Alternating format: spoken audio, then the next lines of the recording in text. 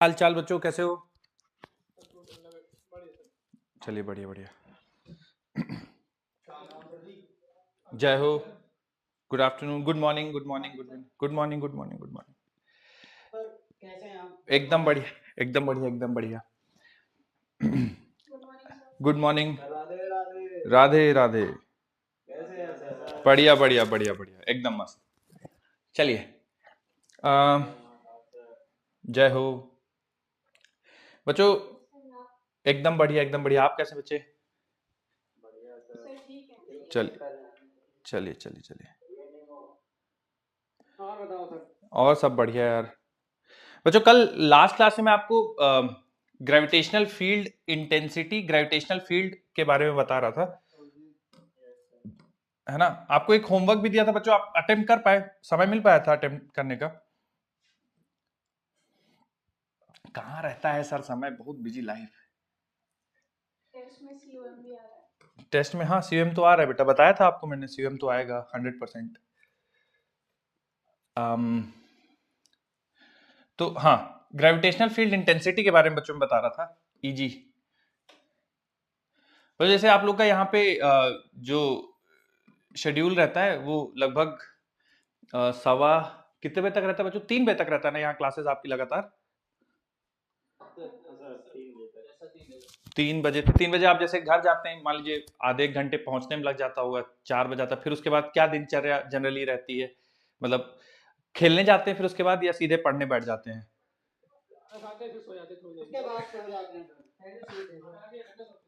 अच्छा। हाँ। अच्छा, 4 बजे सोते हैं फिर 7 बजे उठते हैं? काफी लंबा समय हो गया। 5 बजे उठ जाते हैं? नहीं नहीं, ये भी ठीक है कि यहाँ से जाने के बाद थोड़ा सा थका हुआ फील करते होंगे आप लोग, काफी देर तक बैठे रहते हैं, तो हाँ, सोना ठीक है। 1 डेढ़ घंटे का आराम जरूरी है। फिर लेकिन हाँ, ये है कि 4 से 7 या 8 ना बजने पाए, 5 साढ़े 5, फिर उसके बाद 5:30 6 बजे तक फिर पढ़ने बैठ जाते हैं, लेट से 6 बजे तक। 7 बजे? भैया इस साल निकालना है ना, अगली पंचवर्षीय योजना में।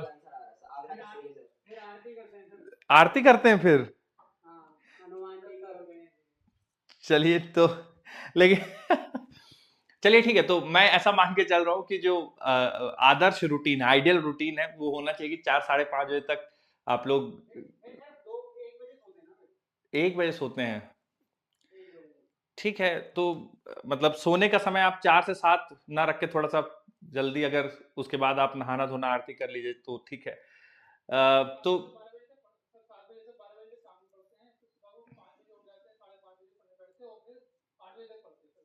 अरे वाह, अरे वाह, सही है, सही। हाँ, मतलब आप लोग का बच्चों, जो कि स्कूल भी नहीं है और बोर्ड की भी तैयारी नहीं कर रहे, तो आप अगर आइडियली आपको 6 से 8 घंटे दे देना चाहिए सेल्फ स्टडी के लिए, अपार्ट फ्रॉम कोचिंग, कोचिंग के अलावा। पड़ोस वाला ठीक है। अरे तो तुम्हें पड़ोसी से क्या मतलब, उसके सोने जगने का ट्रैक तुम क्यों कर रहे हो भाई? तो कोई भी हो, तुम उसको ध्यान मत दो, तुम अपना 6 से 8 घंटा पढ़ाई करो भाई, जितना पॉसिबल है। अरे अरे नहीं। अच्छा, बाकी लोग बच्चों, तुम लोग कभी मोरलेस, ठीक है, 6 to 8 आवर्स आ रही है बच्चों स्टडी आप लोग का, मतलब आ जाता है 6 से 8 घंटे सेल्फ स्टडी? नहीं आ पाता? आ जाता है, कई सारे बच्चों का आ जाता है। चलिए, जिनका नहीं आता है बच्चों, उतना तो हम लोग को पढ़ना पड़ेगा, क्योंकि एग्जाम थोड़ा सा मुश्किल तो है ही, आप सारे जानते ही हो। तो लेकिन इतना आप पढ़ेंगे तो 6 घंटा मान लीजिए, तो जैसे फिजिक्स के लिए 2 घंटा, बाकी सब्जेक्ट आप मैनेज कर सकते हो, तो 2 घंटे फिजिक्स के लिए तो चाहिए प्रतिदिन। जितना क्लास में पढ़ाया गया है उसका रिवीजन, और उसके अलावा डीपीपी या जो आपके पास वर्कशीट आती है उसमें से सवाल। जितना ज्यादा आप फिजिक्स प्रैक्टिस करेंगे उतना ज्यादा मुश्किल होती जाएगी, उतनी ज्यादा आसान होती जाएगी। और नहीं प्रैक्टिस करेंगे बच्चों, जैसे आप अभी क्लास में मान लीजिए समझ रहे हैं, सवाल भी हल हो जाते हैं, पर अगर आप घर जाके सवाल हल नहीं करेंगे फिजिक्स के, तो फिर एग्जाम में नंबर नहीं आएंगे 100%, फिर आपको वहां पे ऐसा लगेगा कि यार हम सवाल अटेम्प्ट करने जाते हैं और कुछ समझ ही नहीं आ रहा है। ठीक है, तो प्रैक्टिस खूब सारी करिए, उसका मैं लॉजिक भी देता हूँ, क्योंकि जब आप शीट सॉल्व करते हैं ना, जैसे यहाँ पे मैं सवाल देता हूँ, थोड़ा बहुत कभी मदद कर दी, या आपको पता रहता है कि जिस फॉर्मूले को पढ़ा है उसी पे बेस सवाल आएगा, तो आप मेंटली तैयार रहते हो।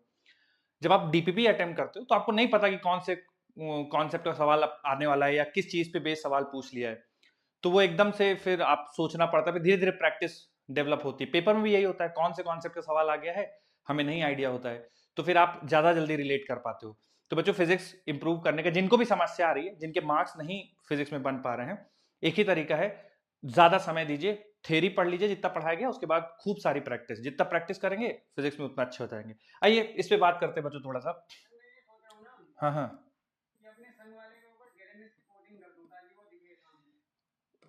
इतनी फिजिक्स है मैं भूल गया हूँ भाई, इसलिए तुम्हारा जोक।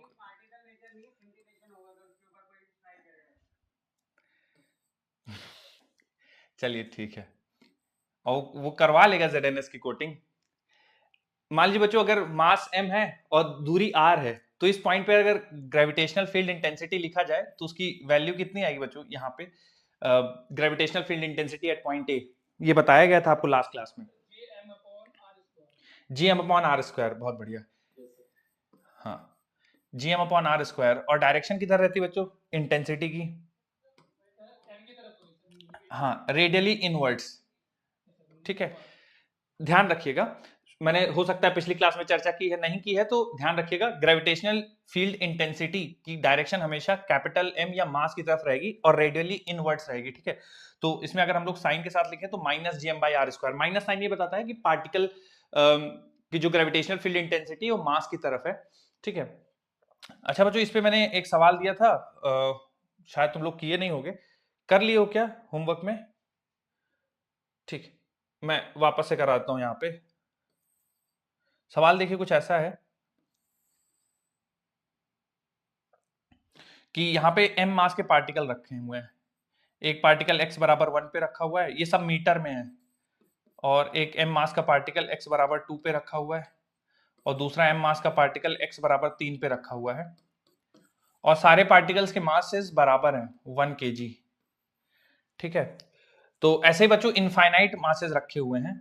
ठीक है, ये जाता है टिल इन्फिनिटी, यानी x बराबर 1 पे रखा हुआ है, x बराबर 2 पे रखा हुआ है, x बराबर 3, x बराबर 4, और ऐसे इनफाइनाइट रखे हुए हैं।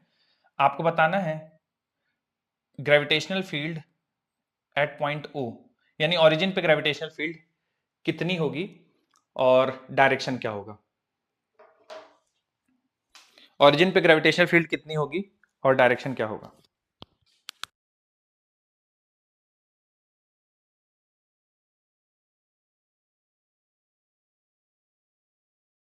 एक सेकंड बच्चों रुकिएगा, थोड़ा सा मुझे इसको, एक सेकंड बच्चों, अभी अटेम्प्ट करना मत शुरू करिएगा, सीरीज थोड़ा सा मीनिंगफुल बनना चाहिए।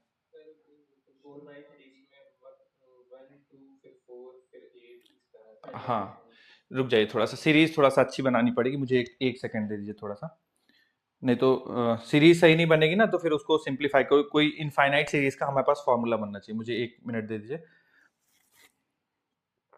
मैं थोड़ा सा ये डेटा सुधार के लिखता हूँ, ठीक है?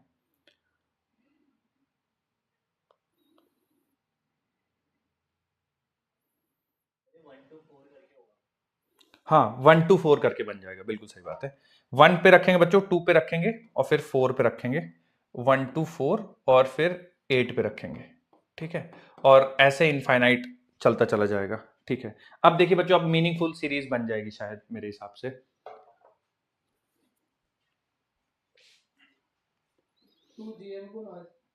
ओके, हाँ हाँ हाँ,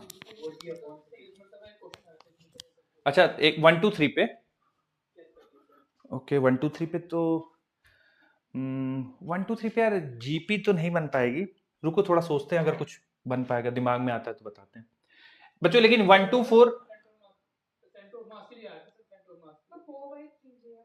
हाँ वो कोई और सवाल होगा, क्योंकि हाँ, चलिए बच्चों इसको सॉल्व कर लेते पहले, फिर नवाजिश तुम्हारे सवाल पे बात करेंगे। तो 1 2 4 8 अगर इस पे आप रखते हो तो बच्चों हर एक पार्टिकल की वजह से ग्रेविटेशनल फील्ड लिखनी पड़ेगी, जैसे पहले वाले पार्टिकल की वजह से लिखनी पड़ेगी, तो आप लिखेंगे जी एम अपॉन, ये दूरी 1 है तो 1 का स्क्वायर, और सबकी वजह से डायरेक्शन बच्चों, हर एक पार्टिकल की वजह से डायरेक्शन किधर आएगी? प्लस माइनस किधर आएगा डायरेक्शन, हर एक पार्टिकल की वजह से माइनस आई कैप या प्लस आई कैप? प्लस आई कैप आएगा बेटा, है ना? पार्टिकल इधर है तो हमेशा पार्टिकल की तरफ, ये इसकी वजह से भी इधर, इसकी वजह से, सब पार्टिकल्स की वजह से प्लस आई कैप ही आएगा, इसमें कंफ्यूजन नहीं होना चाहिए। हो तो किसी को लग रहा हो कैसे आ गया तो पूछ लीजिएगा। और ये बच्चों जीएम बाई टू 1 का स्क्वायर, फिर ये बन जाएगा जीएम बाई 2 का स्क्वायर, प्लस बन जाएगा जीएम बाई 4 का स्क्वायर, एंड फिर बन जाएगा जीएम बाई 8 का square, and so on so fourth. ठीक है, ऐसे ही बनता चला जाएगा। तो बच्चों आइए थोड़ा सा सॉल्व करते हैं इसमें।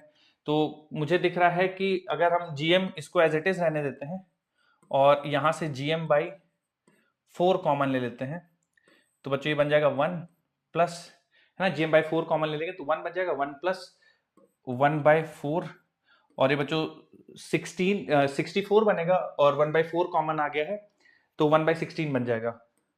ठीक है, and so on so fourth, ऐसे इन्फिनिटी तक जाएगा। तो GM प्लस GM/4, बच्चों ये एक कौन सी सीरीज है, ये 1 प्लस 1/4 प्लस 1/16, ये कौन सी सीरीज है? जीपी। और इनफाइनाइट जीपी का सम क्या होता है? हाँ, A/1 माइनस कॉमन रेशियो। तो यहाँ पे A फर्स्ट टर्म 1 हो जाएगा, 1 माइनस कॉमन रेशियो रखेंगे तो कॉमन रेशियो 1/4 हो जाएगा। बोले ठीक है ना? तो ये बन जाएगा बच्चों GM प्लस GM/4, और ये बन जाएगा बच्चों 1 माइनस 1/4, ये 3/4, तो ये 4/3 बन जाएगा। ठीक है ना? 4 से 4 कैंसिल हो जाएगा तो 3GM प्लस GM, तो बच्चों ये बन जाएगा 4GM/3 बन जाएगा। तुम लोग कभी यही आया था। और m की वैल्यू अगर 1 किलोग्राम जैसे सवाल में दे रखी है तो 4G/3, इतना क्या बनेगा बेटा ये 4G/3? हाँ, यूनिट क्या रखेंगे? यूनिट न्यूटन पर केजी यूनिट आएगी। ठीक है, ठीक है, यही ये बनेगा इसके लिए। देखिए बच्चों, पिछली बार में जो हम लोग जैसे x1 बराबर 1 2 3 मैंने लिया था ना, तो बाद में मैंने रियलाइज किया कि उससे कोई कॉमन रेशियो कायदे का सीरीज बनेगा नहीं, क्योंकि 1 बनेगा, 4 बनेगा, 9 बन जाएगा, तो उससे कुछ नहीं बनेगा। कोई और जैसे ग्रेविटेशन फील्ड इंटेंसिटी की जगह कुछ और कॉन्सेप्ट होता, फिर हो सकता है वहां पे बन जाता, पर यहाँ पे तो नहीं बनेगा। ठीक, आइए बच्चों आगे बढ़ते हैं। नोट कर लीजिए इनका नहीं हुआ है, और कुछ पूछना चाहते हो तो पूछ लीजिए।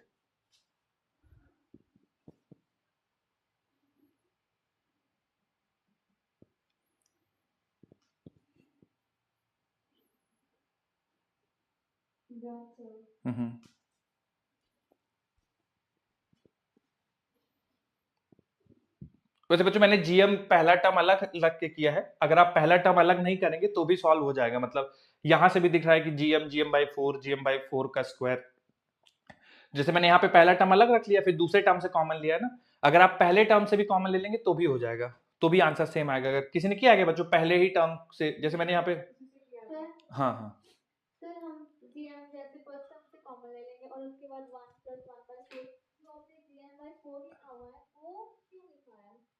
हाँ, मैं वही कह रहा था कि जैसे मैंने पहला टर्म एज इट इज लिख दिया ना, GM/1 स्क्वायर है। ठीक है, अगर आप पूरे से कॉमन ले लेना GM तो भी सीरीज बन जाएगी। ठीक है, जैसे मैं मान लीजिए मैंने पहला टर्म अलग लिख लिया, ठीक है, अगर आप पहला टर्म अलग नहीं लिखो, केवल GM कॉमन ले लो, ठीक है, ये दूसरा तरीका है। ठीक है, तो आपके पास बचेगा 1 प्लस 1/4 प्लस 1/4 का स्क्वायर प्लस 1/4 का क्यूब। तो यहां से भी बच्चों आप डायरेक्ट सॉल्व कर लेंगे। ठीक है, तो हाँ, उससे भी आ जाएगा। मैंने थोड़ा सा ध्यान दिया कि पहला टर्म ले लेंगे फिर बाद में बन जाएगा, तो खैर पहले टर्म से ही बन जाएगा, है ना, पहला टर्म आपको अलग से लिखने की जरूरत नहीं है। लेकिन आंसर दोनों से बच्चों सेम ही आना चाहिए, 4G/3 आना चाहिए। आप इससे करें या इससे करें, अंतर नहीं आना चाहिए कुछ भी। आगे बढ़ते बच्चों, दो और ग्रेविटेशनल फील्ड याद रखना है आपको। देखिए बच्चों, ग्रेविटेशनल फील्ड सेम ऐसा ही कॉन्सेप्ट आप 12th के पहले चैप्टर में पढ़ेंगे। कोई बता सकता है बच्चों उस टॉपिक का क्या नाम होगा, जिसमें सेम तरह का डिस्कशन होगा, बस मास की जगह चार्ज हो जाएगा। किसी बच्चे को याद है कि इलेक्ट्रिक फील्ड इंटेंसिटी? तो वहां बच्चों मैं थोड़ा सा और इसमें डिटेल में डिस्कशन करूंगा और इस पे सवाल लूंगा। ग्रेविटेशन चैप्टर के अंदर ग्रेविटेशन फील्ड से रिलेटेड बहुत कम सवाल बनते हैं, मेनली सवाल बनते हैं acceleration due to gravity G, जो हमारा अगला टॉपिक है, तो उसमें हम लोग ज्यादा जोर करेंगे देंगे, क्योंकि उससे ज्यादा सवाल बनते हैं। इससे बहुत रेयरली कभी कभार ग्राफ या फॉर्मूला ऐसे पूछ लिया जाता है, तो मैं आपको बता देता हूं। इलेक्ट्रिक फील्ड सेम ऐसा ही कॉन्सेप्ट बनेगा, इलेक्ट्रिक फील्ड सेम डिस्कशन, बस वहां एम की जगह क्यू बार बार लिखेंगे। क्या क्या?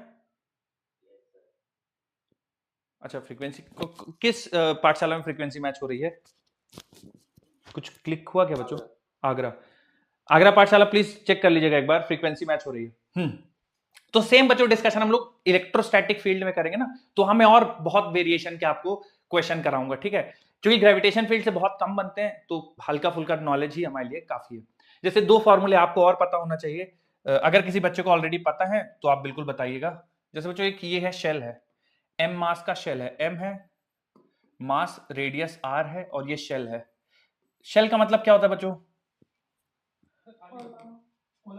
हॉलोस्फीयर, एब्सोल्युटली। तो हॉलोस्फीयर है बच्चों, इसकी रेडियस आर है, और मैं दो पॉइंट पे इलेक्ट्रिक फील्ड लिखना चाहता हूं।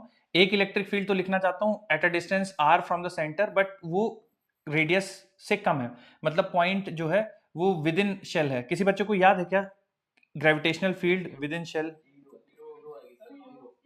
बिल्कुल सही बात है, जीरो आएगी, एकदम करेक्ट है, ठीक है। और अगर आप दूर लें, मतलब बाहर लें, यहां पे पॉइंट ले लें, मान लीजिए मैं ए डैश कह देता हूं, सच दैट जो रेडियस मतलब पॉइंट की दूरी है सेंटर से वो रेडियस से ज्यादा है, तो इसके लिए बच्चों क्या कहेंगे, कितनी ग्रेविटेशनल फील्ड? हाँ, जैसे ये आर है सेंटर से, दोनों सेंटर से ही दूरी है, एक अंदर है और एक बाहर है, तो यहाँ पे जो ग्रेविटेशनल फील्ड की वैल्यू आएगी वो जीएम बाय आर स्क्वायर हो जाएगी। नेगेटिव साइन लगाने का केवल इतना लॉजिक है, बताना कि रेडियली इनवर्ट्स है बस, ठीक है। तो अगर आप ये दोनों बच्चों याद रखते हैं तो मोर देन सफिशिएंट है। चलिए एक चीज और पूछ लेते हैं आपसे। मान लीजिए बच्चों मैं इलेक्ट्रिक फील्ड वर्सेस आर का ग्राफ खींचना चाहूं, तो बस मुझे इतना बताइए कैसा दिखेगा ग्राफ। पहला सवाल तो यही, ग्राफ कैसा दिखेगा, electric field versus gravitational field versus R का ग्राफ खींचना चाहूं तो वो ग्राफ कैसा दिखेगा? हाँ हाँ हाँ, रेक्टेंगुलर हाइपरबोला जैसा दिखता है बच्चों। रेक्टेंगुलर हाइपरबोला ऑप्शन में हो तो मत मार्क करिएगा। रेक्टेंगुलर हाइपरबोला किसको बोलते हैं? जब कैसा? हाँ हाँ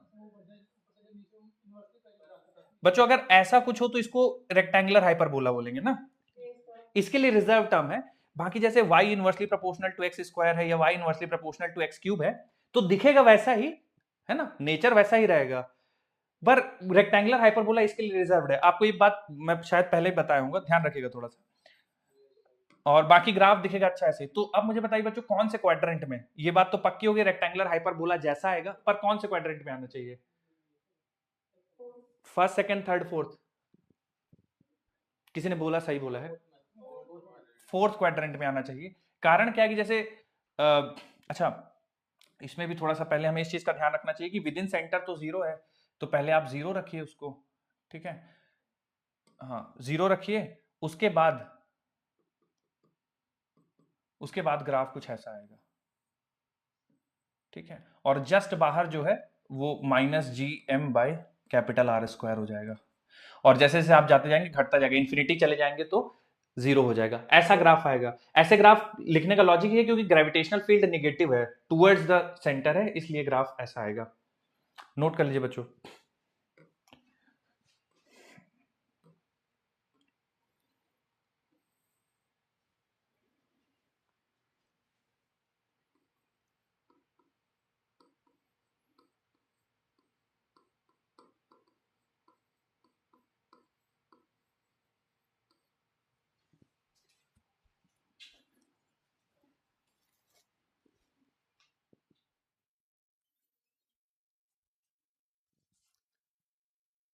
बच्चों सॉलिड स्फीयर के लिए भी अगर मैं दो डिवाइड कर दूं,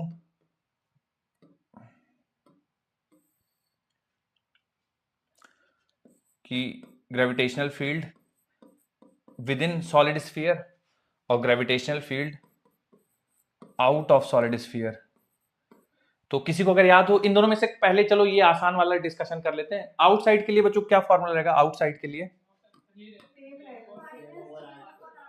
सेम रहेगा बच्चों, कोई भी कंफ्यूजन नहीं होना चाहिए इसमें, ठीक है। हॉलो स्फीयर और सॉलिड स्फीयर दोनों पॉइंट साइज पार्टिकल की तरह बिहेव करते हैं, तो एकदम दोनों के लिए same formula. Greater than R के लिए क्या होगा, मतलब जब विद इन सॉलिड स्फीयर है, लेस देन आर के लिए क्या होगा? ठीक है, ये कुछ ऐसा दिखेगा बच्चों, minus G M upon R cube times small R, ठीक है। अच्छा बच्चों, इसमें आप एक चीज नोटिस कीजिए, तो यहाँ पे जो ग्रेविटेशनल फील्ड है डायरेक्टली प्रोपोर्शनल टू आर है, मतलब जैसे जैसे आप सेंटर से बाहर की तरफ जाएंगे ग्रेविटेशनल फील्ड इंटेंसिटी की वैल्यू बढ़ती जाएगी। सेंटर पे जीरो है क्योंकि आर की वैल्यू आप जीरो रख देंगे तो यहाँ पे ग्रेविटेशनल फील्ड जीरो होगी। जैसे जैसे आप बढ़ते जाएंगे बढ़ती जाएगी बढ़ती जाएगी बढ़ती जाएगी और यहाँ पे मैक्सिमम हो जाएगी सरफेस में। मैग्नीट्यूड की बात कर रहा हूँ, मतलब निगेटिव साइन के साथ उसको मत जोड़िएगा। तो यहाँ से बढ़ते बढ़ते मैग्नीट्यूड बढ़ जाएगा, यहाँ मैक्सिमम होगा, उसके बाद घटना शुरू हो जाएगा क्योंकि इनवर्सली प्रोपोर्शनल टू आ रहा है। तो अगर मैं इसका ग्राफ प्लॉट करूं तो देखिए ग्राफ फोर्थ क्वाड्रेंट में ही आएगा क्योंकि ग्रेविटेशनल फील्ड नेगेटिव है और ये ग्राफ कुछ इस तरह से दिखेगा। क्योंकि E directly proportional to R है बेटा, तो इसके लिए तो आप समझ गए होंगे स्ट्रेट लाइन खींचना पड़ेगा, ठीक है। और उसके बाद रेक्टेंगुलर हाइपरबोला जैसा ऐसा आ जाएगा, ठीक है। और हाईएस्ट वैल्यू जैसे मैं आपको बता रहा था कि सरफेस पे होगी। कोई आप में से गेस करना चाहेगा कि सरफेस पे वैल्यू कितनी होगी? बिल्कुल -gm अपॉन, हाँ, रेडियस का स्क्वायर, बिल्कुल सही बात है, ये हो जाएगी हाईएस्ट वैल्यू।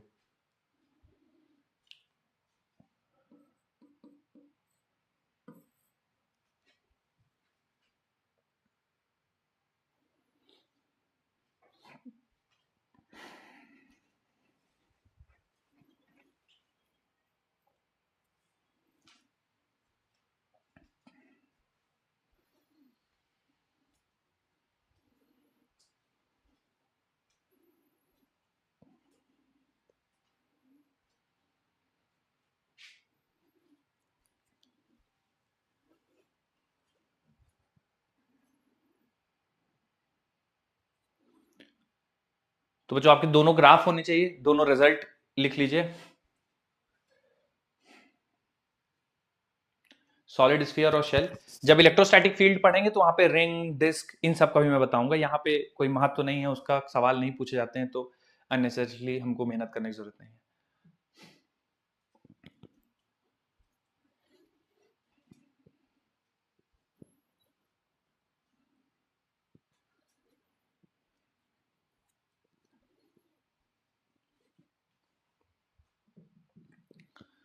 बच्चों जब रेडी हो जाइएगा तो बताइएगा, फिर एक आगे क्वेश्चन किया जाएगा। डन है? चलिए बच्चों एक सवाल ले रहा हूँ, बहुत सिंपल सवाल लो इस पे बेटा। अच्छा, करिए करिए करिए करिए, ठीक करिए।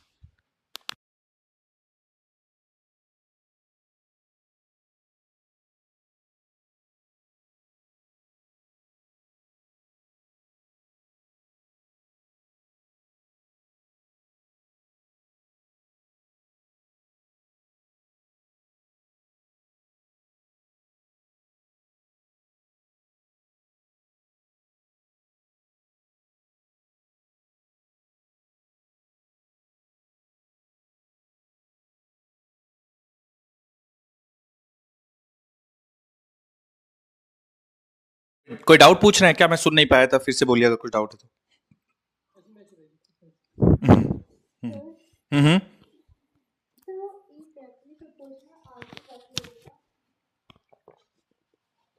बच्चों एक डाउट आया है, ये कह रहे हैं कि E directly proportional to R आपने कैसे लिख दिया? कोई बताना चाहेगा इसमें कि सर ये कैसे लिख दिया आपने? आप में से कोई बताना चाहे?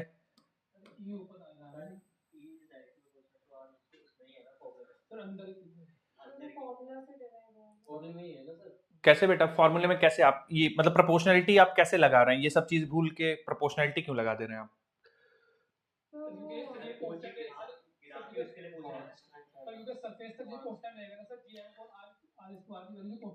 ये बच्चों देखिए, हाँ ये चीज एक्चुअली कांस्टेंट है। कैसे constant? Capital G universal constant, M mass of the solid sphere, total mass of the solid sphere constant, radius of the sphere constant. तो ये पूरी चीज कांस्टेंट है, तो चेंज ही नहीं होगी, तो E directly proportional to R, इसलिए डायरेक्टली प्रोपोर्शनल लिख दिया, ठीक है।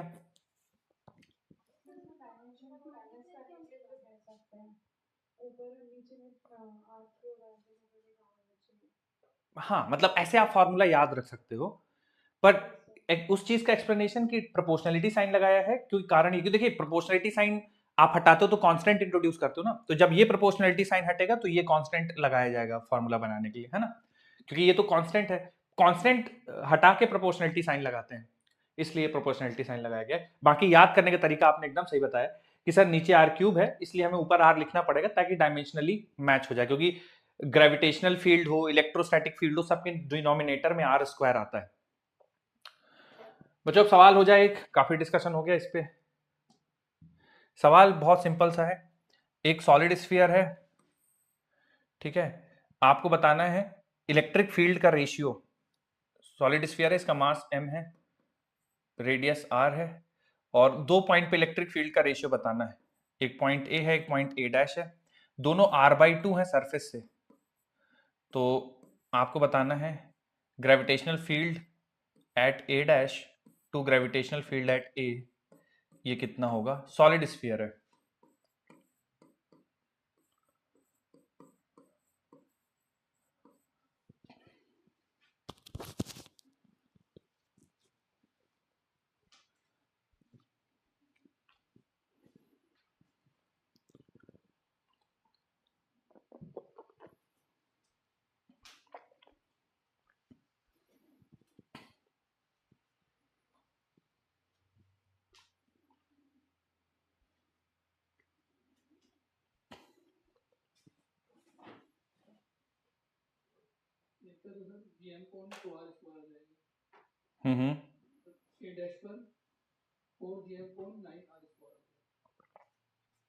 कुछ रेशियो बन रहा है कुछ अच्छा सा।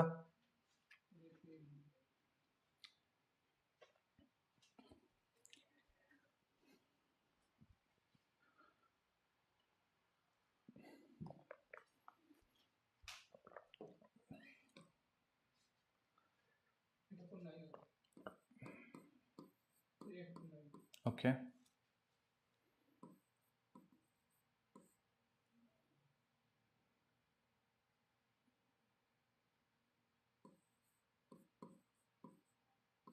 बच्चों एक बार मैच कर लीजिए, मैंने सही लिखा है क्या? E' पे जो इलेक्ट्रिक फील्ड है, एक बार मैच कर लीजिएगा, गड़बड़ हो तो बताइएगा, सही कर लेंगे।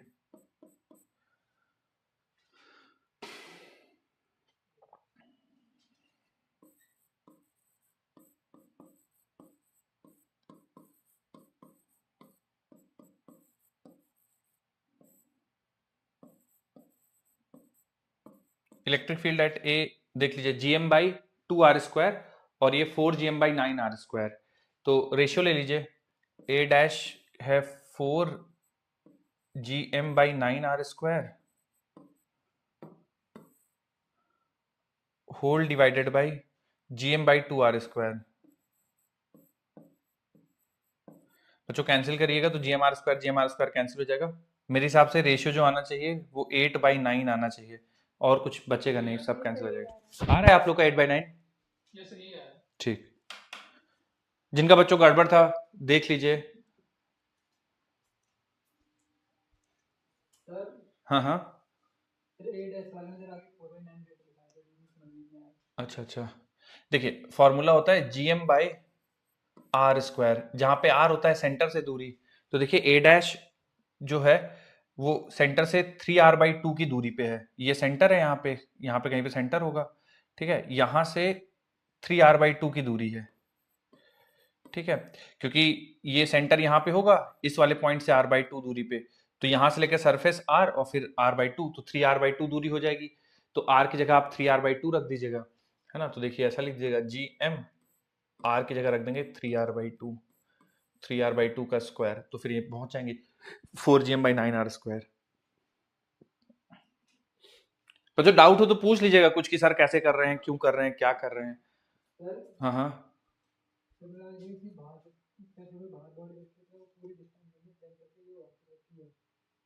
हाँ आपको दूरी हमेशा सेंटर से ही लेनी पड़ेगी। पार्टिकल कहीं पे भी बाहर रखा हो, आपको दूरी हमेशा सेंटर से लेनी पड़ेगी। कंफ्यूजन के लिए दे सकते हैं सवाल में कि सरफेस से बताओ r दूरी पे, r/2 दूरी पे, 3r दूरी पे, बट आपको दूरी हमेशा सेंटर से रखनी है। तो दोनों ही फॉर्मूले में जो स्मॉल r है वो ध्यान रखिएगा, दोनों ही फॉर्मूले में स्मॉल r दूरी फ्रॉम सेंटर है, शेल के केस में भी दूरी फ्रॉम सेंटर है।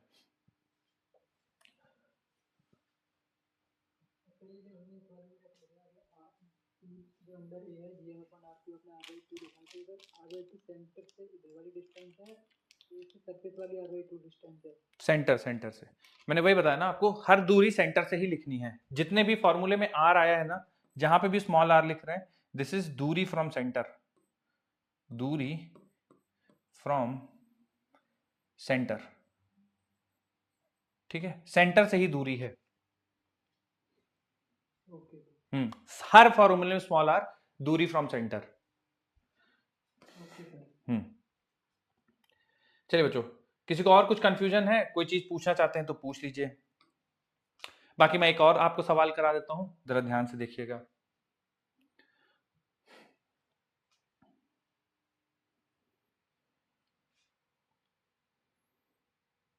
बच्चों एक सवाल ऐसा है कि एक पार्टिकल का मास m1 है, एक पार्टिकल का मास m2 है। सवाल में आपसे पूछा गया है इनके बीच की दूरी d है। सर स्लाइड में कर दीजिए।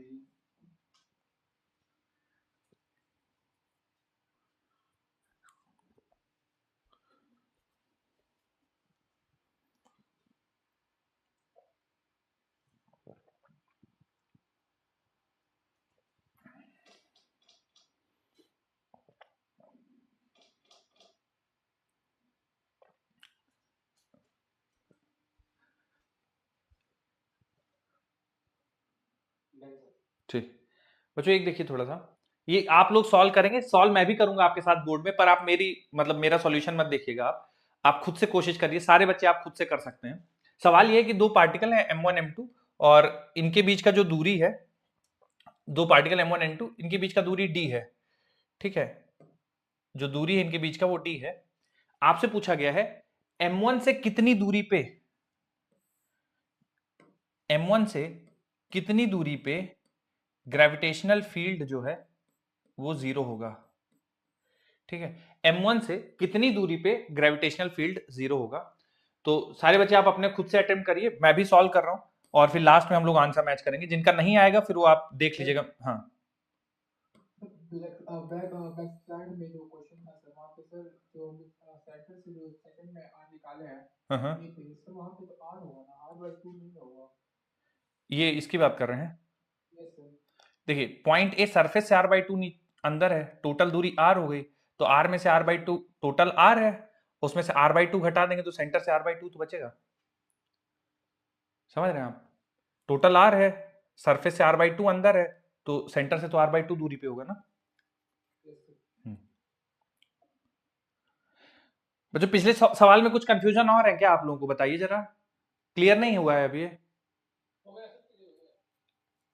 बाकी जनता पार्टी बताइए। यस सर क्लियर है। हाँ देखिए बस थोड़ा सा देखिए कंफ्यूजिंग हो गया होगा, इसलिए हो गया होगा क्योंकि सरफेस से मैंने बताया नहीं, सरफेस से नहीं लेते हैं दूरी, हमेशा सेंटर से लीजिएगा, इसीलिए मैंने लिया था कि कुछ भी अगर आपको कंफ्यूजन हो तो क्लियर हो जाए। अब आइए बच्चों ये सवाल सॉल्व करना शुरू कर दीजिए, मैं भी सॉल्व करूंगा, लेकिन आप कॉपी मत करिएगा, खुद से करिएगा, और फिर दोनों लोग लास्ट में नहीं मैं ठीक है, बाकी लोग भी कर हाँ ओके, चलिए मैं भी सॉल्व कर देता हूँ।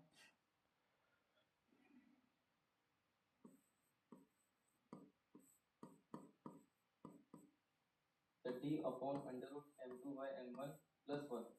ओके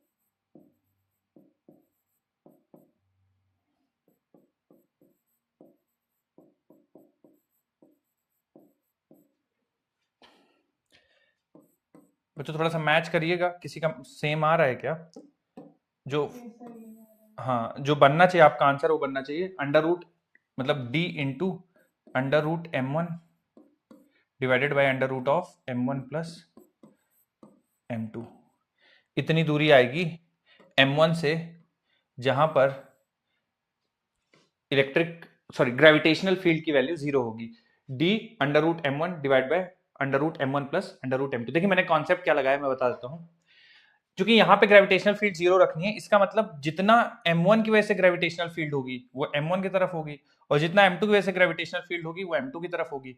अगर आप चाहते हो नेट 0 हो जाए तो दोनों के मैग्नीट्यूड बराबर होने चाहिए, दोनों के मैग्नीट्यूड बराबर होना चाहिए, तो जी m बाई एक्स स्क्वायर बराबर जी m2 by D minus x का होल स्क्वायर। तो जब बच्चों आप सिंप्लीफाई करेंगे तो आंसर ये बनेगा। ये फॉर्मूला आपको याद रखना है, ठीक है, याद करना है ये वाला फॉर्मूला। और इसमें थोड़ा सा कंफ्यूज मत होइएगा, सेंटर ऑफ मास की तरह ही है, बट सेंटर ऑफ मास में पहले दो अंतर हैं, एक तो रूट नहीं आता था सेंटर ऑफ मास में, और दूसरा बच्चों सेंटर ऑफ मास में जैसे सेंटर ऑफ मास की दूरी अगर m1 से निकालते थे तो यहाँ पे m2 आता था, मतलब जिससे दूरी निकालते थे उसका ऑपोजिट वाला मास आता था, अगर थोड़ा बहुत याद आ रहा हो तो। यहाँ पे जिससे दूरी निकालेंगे वही आएगा और रूट आएगा, तो d under root m1 divide by under root m1 plus under root m2। Note कर लीजिए बच्चों, फिर इस पे एक आध सवाल कर लेंगे फिर आगे बढ़ेंगे।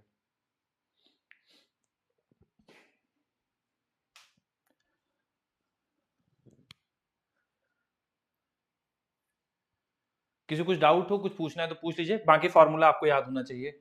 दो पार्टिकल के बीच में कहां पे ग्रेविटेशनल फील्ड 0 होगी, वो होगा d under root m1 divide by under root m1 plus under root m2। अच्छा, आपके दिमाग में एक और डाउट आ रहा होगा कि सर आपने बीच में ही फील्ड 0 की है, आपने कभी ऐसा क्यों नहीं सोचा कि यहाँ पे पॉइंट ले लिया जाए x या यहाँ पे पॉइंट ले लिया जाए y, यहाँ पे कभी ग्रेविटेशनल फील्ड 0 होने का क्यों नहीं सोचा?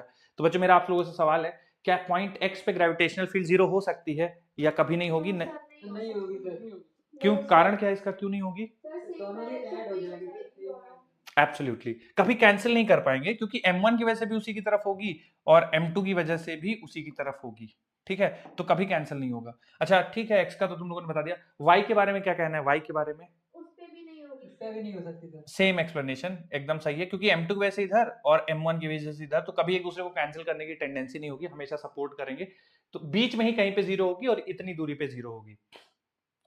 लेकिन बच्चों जब इलेक्ट्रोस्टैटिक्स पढ़ेंगे तो वहां पे हमें फिर तीनों पॉइंट के लिए निकालना पड़ेगा, ठीक है, तीनों पॉइंट पे चेक करें क्योंकि चार्जेस के नेचर बदल जाते हैं, तो फिर वहां और डिटेल में डिस्कशन करेंगे। फिलहाल आप ये फॉर्मूला लिख लीजिए। दूसरी स्लाइड लिखूं बच्चों, अगली स्लाइड लिखें? Yes sir. ठीक है, हमारा ये फॉर्मूला सर दूसरी के साथ है सर d अपॉन। हाँ आपने कैसे निकाला था बताइए? हमने सर d अपॉन हाँ हाँ under root m2 upon m1 plus 1 add करना। हाँ हाँ ठीक है ठीक। क्या हो रहा है कि हर दुनिया में जितने बॉडीज हैं उन सबके पास पोटेंशियल एनर्जी होगी। आगरा पाठशाला, ये शायद फ्रीक्वेंसी मैच हो रही है, आप एक बार इसको, हाँ हाँ बोलिए। सर आज हमारे पास इंचार्ज जो हिमांशु सर उनका बर्थडे है सर। झूठ नहीं बोलो यार सूरज भाई। नहीं सच सच है सर, अब वो बेचारे चले गए यहाँ से, कह रहे मैं क्या कहते हैं मैं नहीं घूम रहा हूँ। अच्छा इस बार सर आए तो उनको जबरदस्ती माइक पकड़ा देना, विश करते उनको हैप्पी बर्थडे गाएंगे। हाँ बोलिए बोलिए बोलिए बोलिए। सर पता नहीं सर क्या हो रहा है सर, फ्रीक्वेंसी मैच हो रही है, बहुत टाइम से ही हो रहा है। अच्छा अच्छा, आपके वजह से अच्छा अच्छा सीआई नहीं आए हैं आपके आज, क्या है? सर एक हफ्ते से यही हो रहा है। अच्छा अच्छा, सीआई हैं आपके क्लास में? नहीं है? आज हमारे सही छुट्टी पे है, कोई और बैठा हुआ है। अच्छा आप मेरी बात करा दीजिए उनसे। मैं बुलवा देती हूँ सर। हाँ हाँ, नई प्रॉब्लम सॉल्व हो तो बताइएगा, ठीक है। अच्छा तो d under root m1 divide by under root m1 plus under root m2, एक सवाल कर लेते हैं बच्चों इस पे, फिर और थोड़ा सा आपको कॉन्सेप्ट समझ में आएगा। जैसे बच्चों एक पार्टिकल है, इसका मास 4m है, दूसरा पार्टिकल इसका मास m है, इनकी बीच की दूरी 4 मीटर है। बताइए m से कितनी दूरी पर ग्रेविटेशनल फील्ड 0 होगा? सबके आंसर आना चाहिए बच्चों, m से कितनी दूरी पे ग्रेविटेशनल फील्ड 0 होगा? 4/3। ओके ओके, एक डाउट था बोलिए बोलिए। सर, वो जो डिलीवरी 9 और 10 है रोलिंग मोशन के, उसमें क्वेश्चन थोड़े ज्यादा हैं। अच्छा वो जो मैंने नहीं करवाया उसके भी सवाल आ गए हैं क्या? Yes sir. अरे अरे, तो ठीक है, सर 4/3 है ना? ठीक है, मैं उसको देख लूंगा बेटा, मैंने अभी देखा नहीं है। 9वीं और 10वीं के लिए बोल रहे हैं क्या आप? Yes sir. ठीक, मैं देख लूंगा एक बार, और जो उसमें से हमारे मतलब के होंगे मैं क्लास में अनाउंस कर दूंगा, ठीक है, कौन कौन से करने हैं। Yes sir. हाँ इसमें आ जाइए बच्चों, तो कितनी दूरी पे ग्रेविटेशनल फील्ड 0 होगा? तो हम लोगों ने फॉर्मूला पढ़ा है, d under root m1 divided by under root m1 plus under root m2। तो जिससे आपकी दूरी पूछी जाए, आप अंडर रूट मतलब ये m1 से ही दूरी पूछी, जैसे ये दूरी आई है m1 से आई है, तो जिससे दूरी पूछी जाए उसको m1 मान लीजिएगा। तो 4 मीटर है तो 4 रख दिया जाए, अंडर रूट m1 चूंकि स्मॉल m से दूरी पूछी गई है तो यहाँ पे अंडर रूट m रख दीजिए, divided by under root m1 तो under root m plus under root m2 यानी अंडर रूट 4m।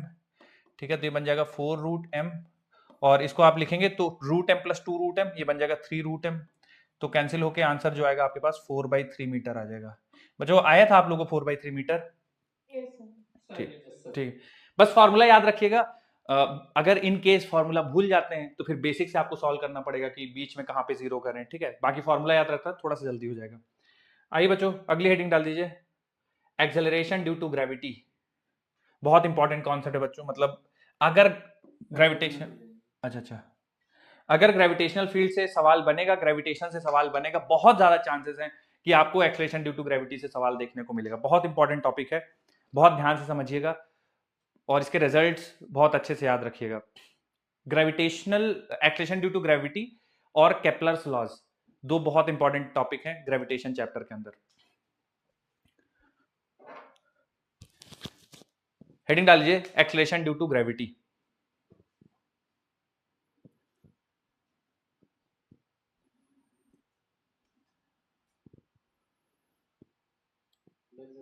ठीक, देखो बच्चों एक्सेलरेशन ड्यू टू ग्रेविटी बिल्कुल सेम है आपके ग्रेविटेशनल फील्ड की तरह है, सेम ग्रेविटेशनल फील्ड की तरह है, बट इसमें हम लोग चूंकि अर्थ की वजह से पढ़ते हैं, ठीक है, तो इसमें सारा डिस्कशन अर्थ की ग्रेविटी या अर्थ की ग्रेविटेशनल फील्ड के बारे में होगा। जो इससे पहले पढ़ रहे थे ना ग्रेविटेशनल फील्ड या ग्रेविटेशनल फील्ड इंटेंसिटी, वो हम लोग पार्टिकल के लिए भी देख रहे थे, हॉलो स्फीयर के लिए भी देख रहे थे, सॉलिड स्फीयर के लिए भी देख रहे थे। ये स्पेशल केवल और केवल अर्थ यानी सॉलिड स्फीयर की ग्रेविटेशनल फील्ड या अर्थ की ग्रेविटेशनल फील्ड का बहुत डिटेल में डिस्कशन होगा। तो इसको हम लोग एक्सेलरेशन ड्यू टू ग्रेविटी कहते हैं। नाम देखिए समझिए, एक्सेलरेशन ड्यू टू ग्रेविटी यानी वो एक्सेलरेशन जो ग्रेविटेशनल फोर्स से प्रोड्यूस होता है उसको एक्सेलरेशन ड्यू टू ग्रेविटी कहते हैं। और मैं थोड़ा सा आपको अगर इसको एक्सप्लेन करूं, जैसे मान लीजिए बच्चों ये अर्थ है, ठीक है, और मास m e ले लेते हैं, रेडियस r e ले लेते हैं, ठीक है, और आपको यहां से कुछ दूरी पे ग्रेविटेशनल फील्ड की वैल्यू निकालनी है या एक्सेलरेशन ड्यू टू ग्रेविटी निकालना है। मान लीजिए मैं इस दूरी को बोल देता हूं, ये हो गया आपका आर ई, ठीक है, और सरफेस से मान लेते हैं h हाइट पे कोई पॉइंट है, ठीक है। अब ये h हाइट सरफेस से है, ठीक है, तो सरफेस से h हाइट पे कोई पॉइंट है, पॉइंट ए, मुझे निकालना है यहाँ पे एक्सेलरेशन ड्यू टू ग्रेविटी कितना होगा। तो बहुत आसान सा है बच्चों, एक्सेलरेशन ड्यू टू ग्रेविटी निकालना है अगर आपको, तो बहुत आसान सी बात है कि आप ग्रेविटेशनल फोर्स निकाल लीजिए और उसको मास ऑफ द पार्टिकल से डिवाइड कर दीजिए, तो एक्सेलरेशन ड्यू टू ग्रेविटी आ जाएगा। अब यहाँ पे मान लीजिए हम लोग एक स्मॉल मास रखते हैं m, तो अर्थ के सेंटर से, चूंकि ये अर्थ है पूरा, इसका मास m ही है, रेडियस r ही है, इसके सेंटर से कुछ दूरी पे एक मास m रखा है। तो बच्चों जल्दी से आप लोगों की थोड़ी सी मदद लगेगी इसमें, मुझे बता दीजिए इस पार्टिकल पे अर्थ की वजह से कितना ग्रेविटेशनल अट्रैक्शन फोर्स लग रहा होगा? GME, ओके, यही लगेगा ना बच्चों, कोई कंफ्यूजन तो नहीं ना इसमें?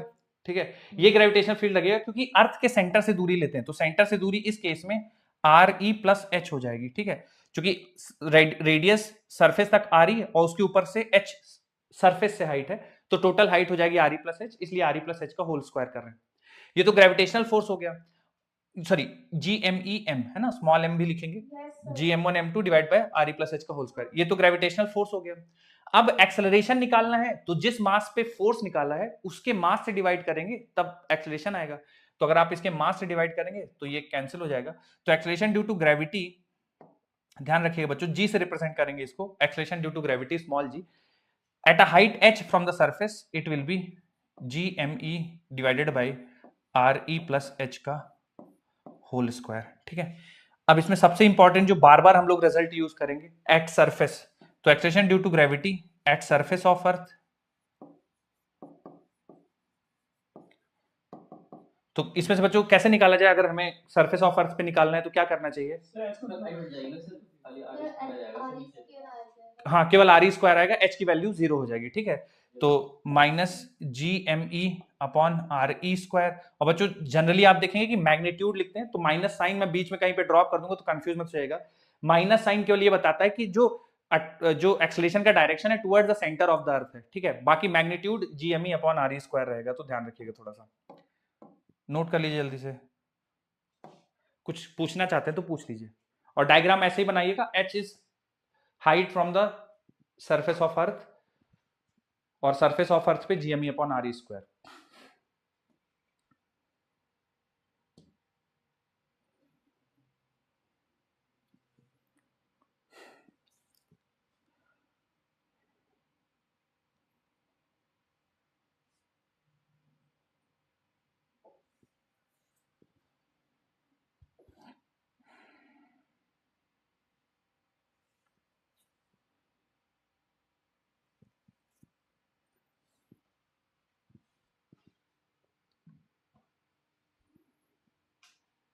लिख लीजिएगा, बताइएगा बच्चों, फिर आगे बढ़ेंगे। Oh yes, sir. Hmm It's clear, sir.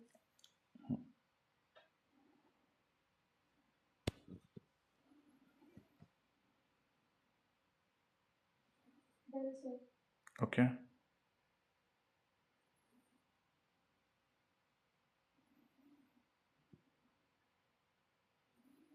चलिए बच्चों, सवाल लिख रहा हूं, सवाल प्रेजेंट कर रहा हूं, सबको बताना पड़ेगा इसको।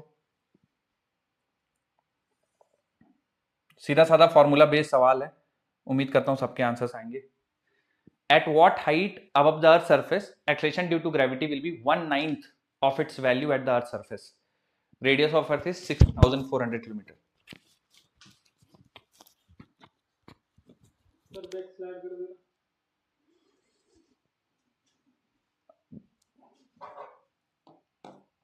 ये सवाल कर लीजिए, फिर दिखाता हूं मैं आपको slide.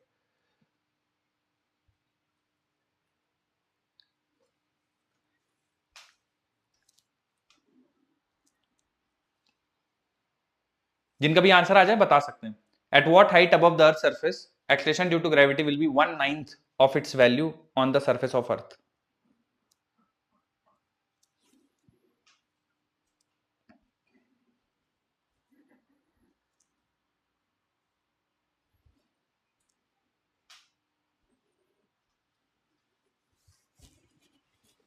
The 2 times of R.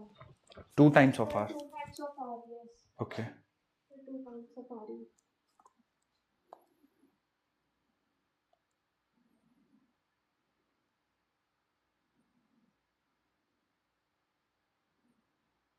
The 2 times of RE. Okay.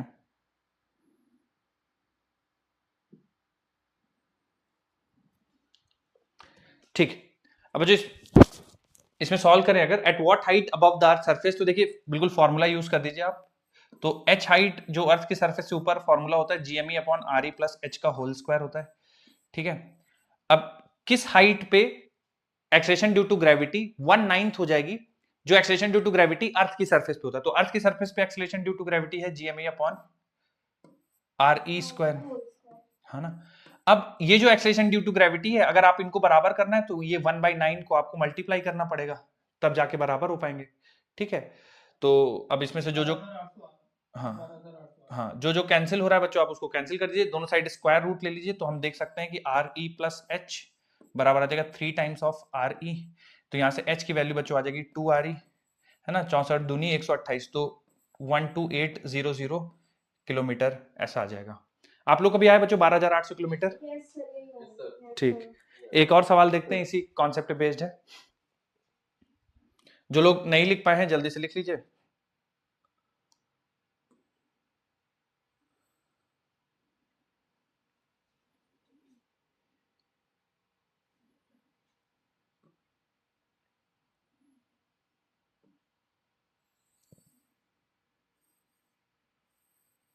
Sir back slide कर देते एक बार। हाँ हाँ बिल्कुल बिल्कुल। ये वाली है, इसके भी पहले वाली मेन कॉन्सेप्ट वाली क्या?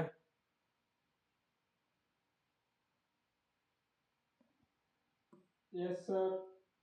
ठीक, यस सर। हाँ हाँ लिखिए लिखिए।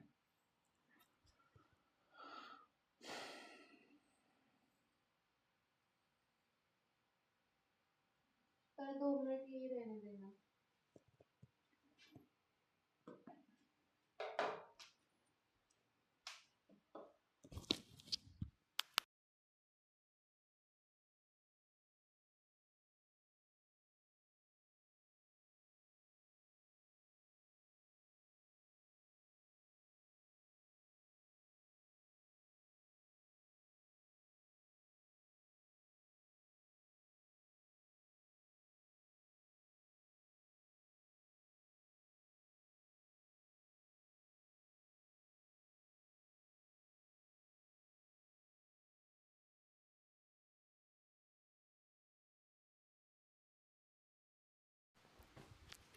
हो गया सर? ठीक है, ठीक है। हाँ, हाँ, चलिए। और एक सवाल बच्चों जो पढ़ा था कॉन्सेप्ट उसी पे बेस्ड एक और सवाल देखिए।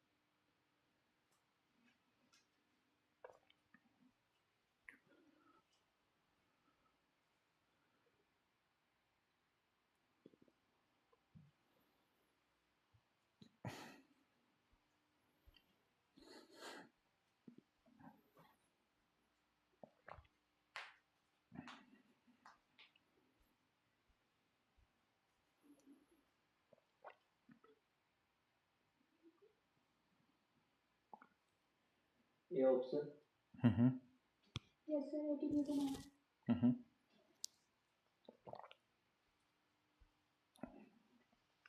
बाकी लोग भी कर लीजिए बच्चों, फिर डिस्कशन करते हैं।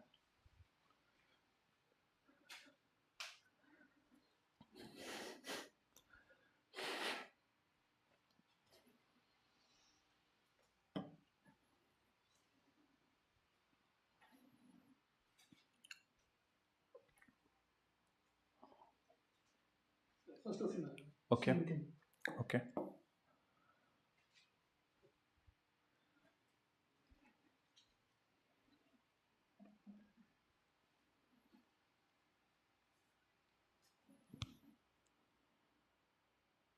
सर ऑप्शन है। ठीक,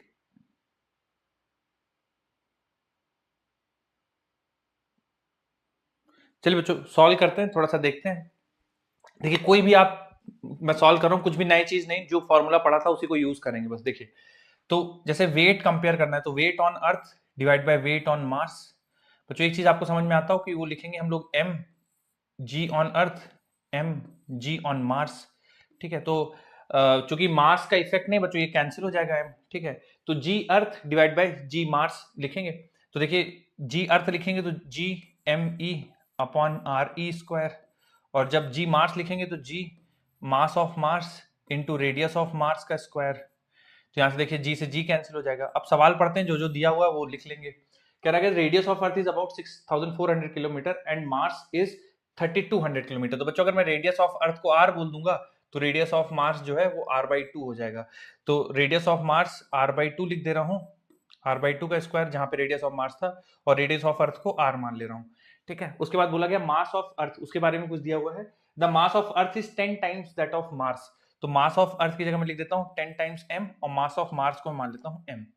ठीक है, तो इसमें से कैंसिल कर लीजिए जो जो चीजें कैंसिल हो रही हैं। देखिए बन जाएगा 10/r square into R square by 4, ये भी कैंसिल हो जाएगा, तो 10/4।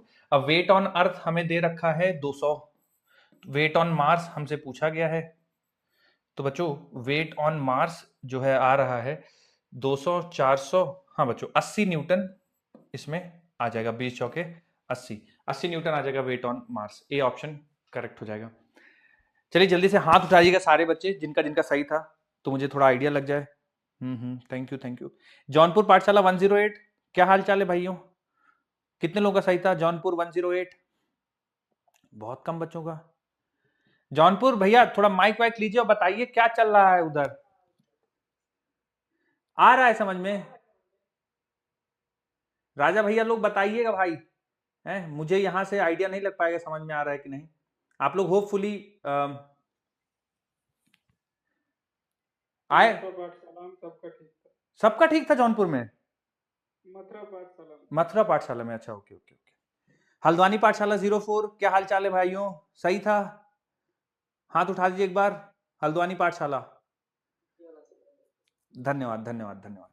चलिए, तो इस तरह से बच्चों को सॉल्व किया जाएगा, सिंपल फार्मूला बेस्ड आपसे सवाल पूछे जा सकते हैं, ठीक है। GME upon R square. अच्छा, दो प्लैनेट्स को कंपेयर करा सकते हैं ना, कि अर्थ के रेस्पेक्ट में, जैसे यहाँ पे मार्स और अर्थ को कंपेयर करा दिया, जुपिटर अर्थ को कंपेयर करा देंगे, या कोई भी ऐसा दो प्लैनेट को लेके कंपेयर करा देंगे, तो ध्यान रखिएगा इसी तरह से सवाल बनेंगे। थोड़ा बहुत चेंजेस करेंगे, मोर और लेस चीजें यही रहेंगी।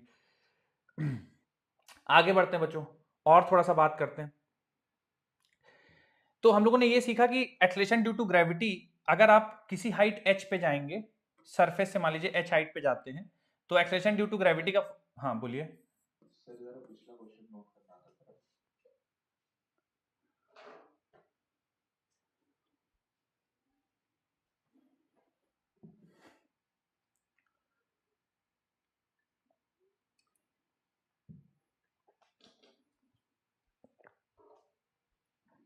सर बोलिए बेटा। सर अभी जो 22 को टेस्ट होगा उसमें पूरा ग्रेविटेशन आएगा? नहीं नहीं नहीं, पूरा नहीं आएगा। जहां तक ये एक्सेलरेशन ड्यू टू ग्रेविटी से पहले तक का आएगा, एक्सेलरेशन ड्यू टू ग्रेविटी शायद हिस्सा नहीं है, मैं एक बार फिर भी आपको कंफर्म कर देता हूँ, ठीक है ना। Okay sir.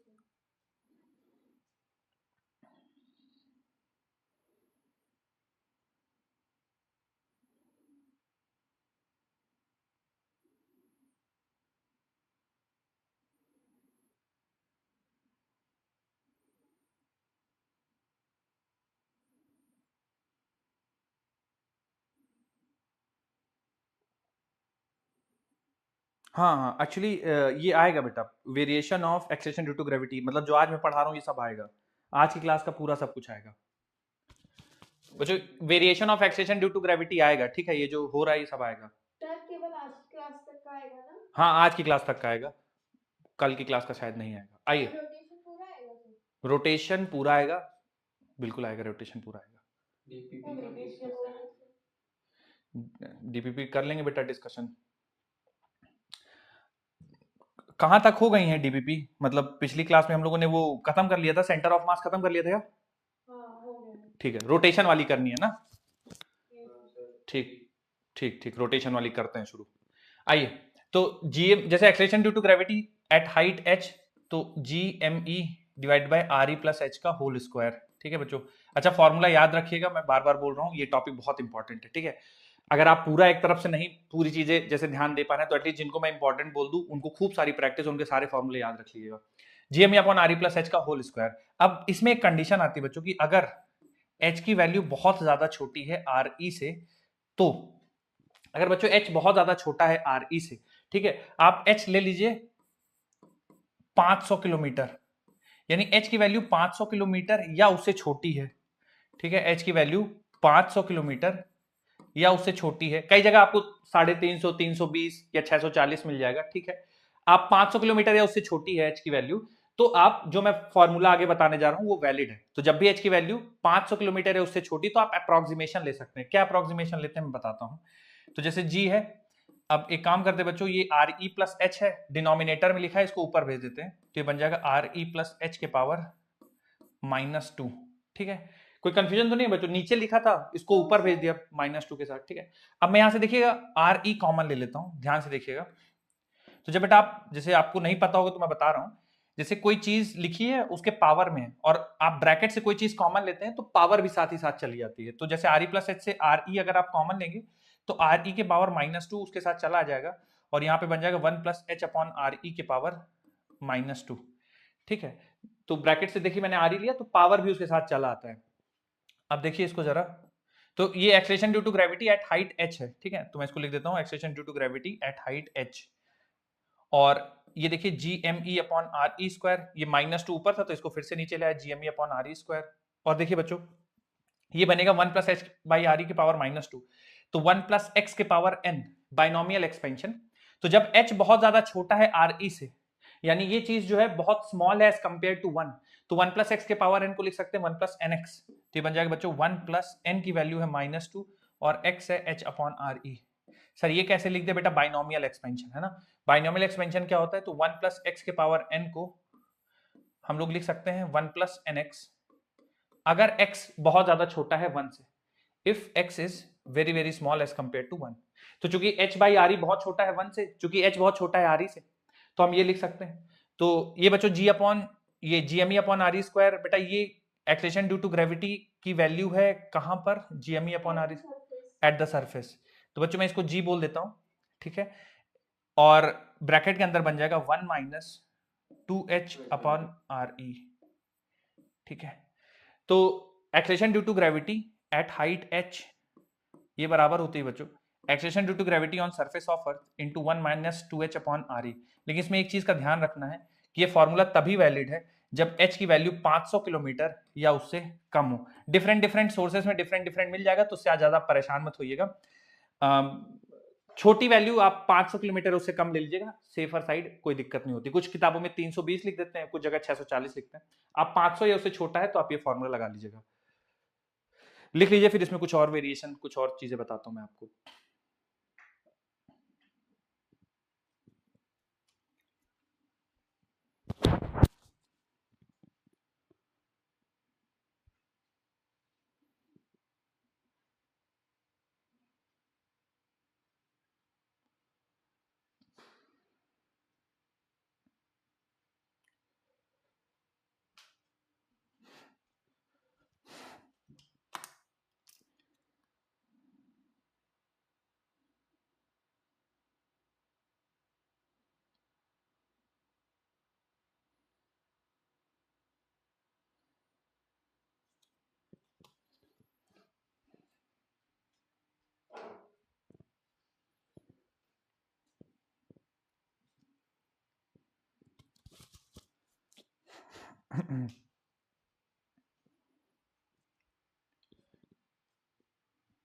बच्चों एक बहुत बेसिक सा सवाल मैंने पूछा नहीं, मैं सोचा शायद आप लोग इसको पता कर लेंगे, थोड़ा सा जवाब दीजिएगा। तो बेटा जैसे जैसे हम लोग अर्थ की सरफेस से ऊपर जाते हैं तो आपको क्या लगता है एक्सेलरेशन ड्यू टू ग्रेविटी पे क्या प्रभाव पड़ता है, बढ़ती है, घटती है, कांस्टेंट रहती है?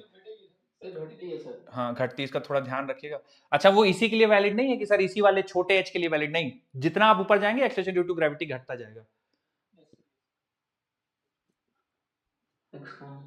बोलिए बोलिए। जैसे जैसे ऊपर जाते जाएंगे आप घटती जाएगी। डेप्थ के लिए मैं बताऊंगा अभी। हाँ एब्सोल्युटली। तो सर अर्थ का स्फीयर ऑफ इन्फ्लुएंस क्रॉस करने के लिए इतना फ्यूल क्यों चाहिए होता है जब इंटरप्लैनेटरी मिशंस होते हैं? तो इतना फ्यूल क्यों चाहिए होता है आप ये पूछ रहे हैं? सर स्फीयर ऑफ इन्फ्लुएंस पे तो ग्रेविटी जीरो होनी चाहिए ना। स्फीयर ऑफ इन्फ्लुएंस, देखिए ग्रेविटी तो जीरो वैसे देखा जाए तो इनफाइनाइट तक जाना पड़ेगा, मतलब अगर आप चाहते हैं एकदम नलीफाई हो जाए तो इन्फिनिटी तक जाना पड़ेगा। लेकिन मैं आपका सवाल समझ गया कि जैसे जैसे हम अर्थ से दूर जाते जाते हैं तो एक्सेलरेशन ड्यू टू ग्रेविटी मतलब उसका इफेक्ट जो है कम होता जाता है, तो हमें फ्यूल की जरूरत क्यों पड़ती है, यही पूछ रहे हैं आप?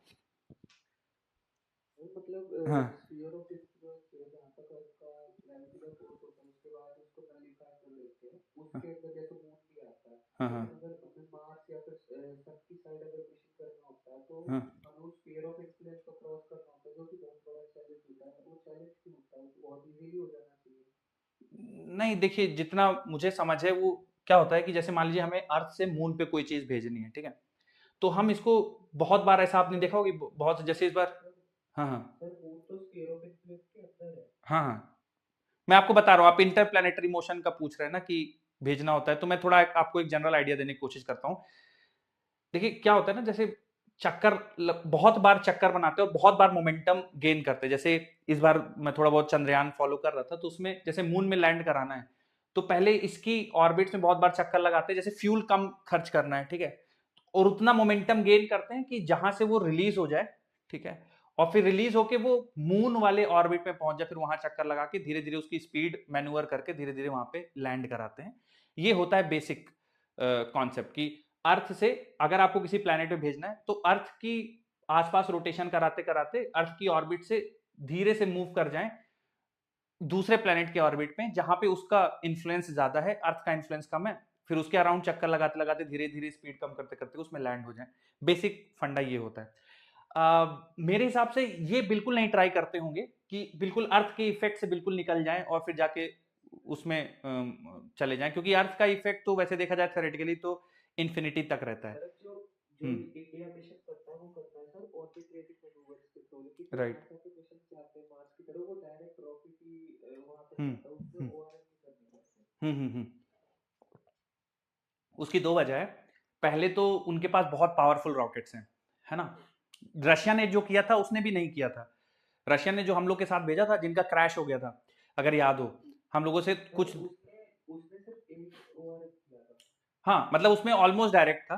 अर्थ जैसे हमारा बहुत बार राउंड मारा था, तो उसका कारण देखिए ये है कि उनके पास रॉकेट्स बहुत पावरफुल होते हैं एंड उनका एक्सपेंसिव बजट होता है। हमारे यहाँ फ्यूल बचाने के या मे भी पावरफुल रॉकेट्स नहीं होते होंगे उतने, तो बार बार मैन्यूवर करके मोमेंटम गेन करके फिर वो चक्कर लगा के धीरे धीरे करवाते हैं। तो डिपेंड करता है बहुत सारे फैक्टर्स पे। एक तो सबसे पहला तो बता दिया कि बहुत पावरफुल रॉकेट चाहिए अगर आप स्ट्रेट फील्ड से निकल के सीधे उसमें लैंड कराना चाहते हैं तो। बच्चों लिख लिया ये?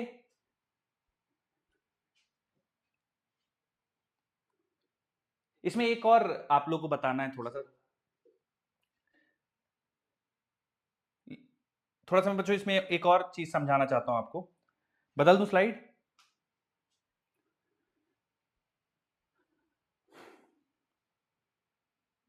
Yes, sir.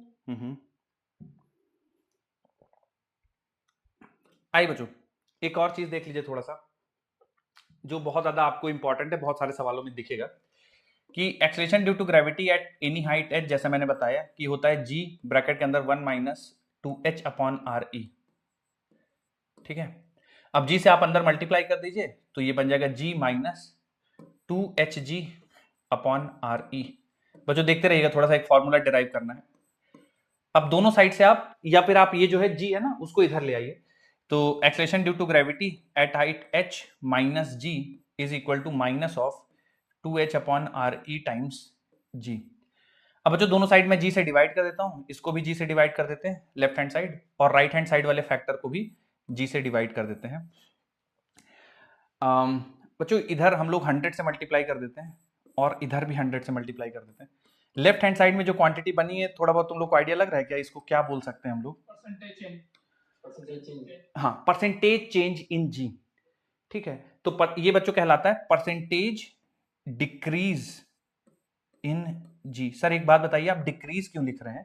जैसे मैंने बताया कि जैसे जैसे आप बाहर जाते जाएंगे एक्सटेंशन ड्यू टू ग्रेविटी घटता जाएगा, और ये माइनस साइन उसी घटने को डिनोट कर रहा है। ठीक है, ये माइनस साइन बता रहा है कि एक्सटेंशन ड्यू टू ग्रेविटी घट रही है। तो मैंने डिक्रीज बच्चों यहां लिख दिया, तो माइनस बाद में नहीं लिखूंगा। अब यहां से देखिए ये जी से जी कैंसिल हो जाएगा, तो ये बन जाएगा आपका 2h upon R E into 100।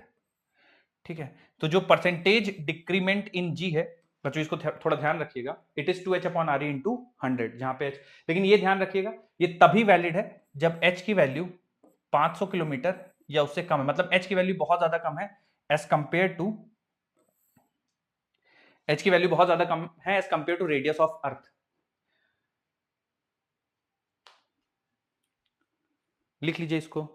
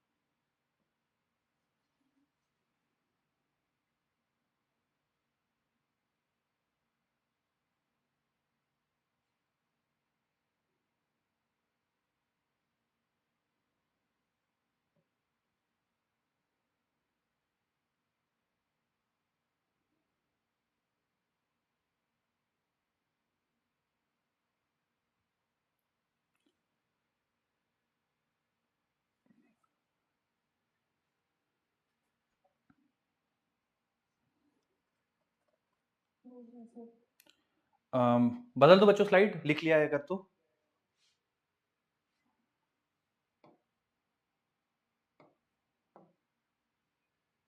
चलिए लिख लीजिए, बताइएगा फिर जब लिख लीजिएगा तो। आज थोड़ा तुम लोग की स्पीड कम है बच्चों, आज पता नहीं क्या बात है। लिया सर। चलिए एक सवाल करते हैं, इसमें थोड़ा सा आप लोग को आइडिया लगेगा कि किस टाइप के सवाल पूछे जाते हैं और कैसे हैंडल करना उनको।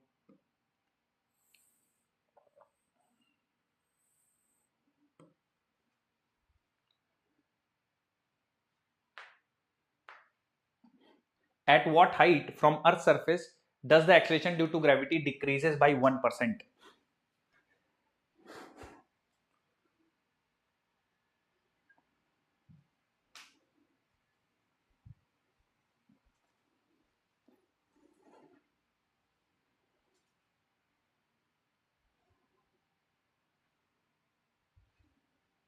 Sir 3200 kilometre.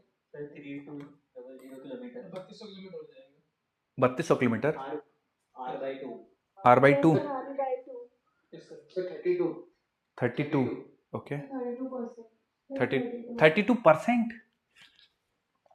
Sir R/32। बच्चों दो टाइप के आंसर आ रहे हैं, एक 3200 आ रहा है, एक 32 आ रहा है। अब बताइए कौन सा सही है, 3200 की 32? Sir 32 kilometre. अच्छा ठीक है बच्चों, देखिए परसेंटेज डिक्रीमेंट इन जी बराबर मैंने आपको बताया है 2h/RE इंटू 100। अब सवाल में देखे बच्चे दिया हुआ है percentage decrement in G is 1%, तो 1% डिक्रीज हो गया 2h/RE और इंटू 100 तो 100 इधर आ जाएगा, तो h की वैल्यू आ जाएगी RE डिवाइड बाई 200। तो बच्चों 6400 डिवाइडेड बाई 200, मेरे हिसाब से बच्चों 32 ही आंसर आना चाहिए, 3200 गड़बड़ है, 32 किलोमीटर आंसर आना चाहिए। हाँ अब बच्चों एक चीज मैं थोड़ा सा आपको बता देता हूँ, आप जब भी परसेंटेज डिक्रीमेंट की बात किया करें ना, तो आप ये मान लिया करिए कि छोटी हाइट पे ही बोल रहा है, 1% डिक्रीमेंट 2% डिक्रीमेंट, है ना, छोटी हाइट के लिए होगा। बट जैसे 2% डिक्रीज हो जाएगा तो आंसर 64 आ जाएगा, 3% तो उस तरह से, है ना। तो ये मान के आप ये वाला कि हर बार स्मॉल एच पे ही बात हो रही है, छोटी हाइट पे बात हो रही है as compare to radius of earth, वो मान के सॉल्व कर लिया करिए। मान लीजिए सॉल्व करते हैं और आंसर आपका ज्यादा आ गया, मान लीजिए आंसर आ गया 3200 किलोमीटर आ गया या 1600 किलोमीटर आ गया, जहां पे ये असम्पशन वैलिड नहीं है, तो फिर आप ओरिजिनल वाले फॉर्मूले से सॉल्व कर लिया करिए। ठीक है, पहले तो आप इसे से जाइए, परसेंटेज चेंज का जो मैंने बताया इसे से जाइए। जैसे ये 32 किलोमीटर आ गया, तो बच्चों यहां पे ये वाला फॉर्मूला लगा सकते हैं कि नहीं, 32 किलोमीटर अगर हाइट है तो हमारा जो असम्पशन है कि एच बहुत छोटा है आर से, ये वैलिड है कि नहीं है? ये वैलिड है, क्योंकि मैंने आपको बताया कि 500 किलोमीटर सेफ साइड है।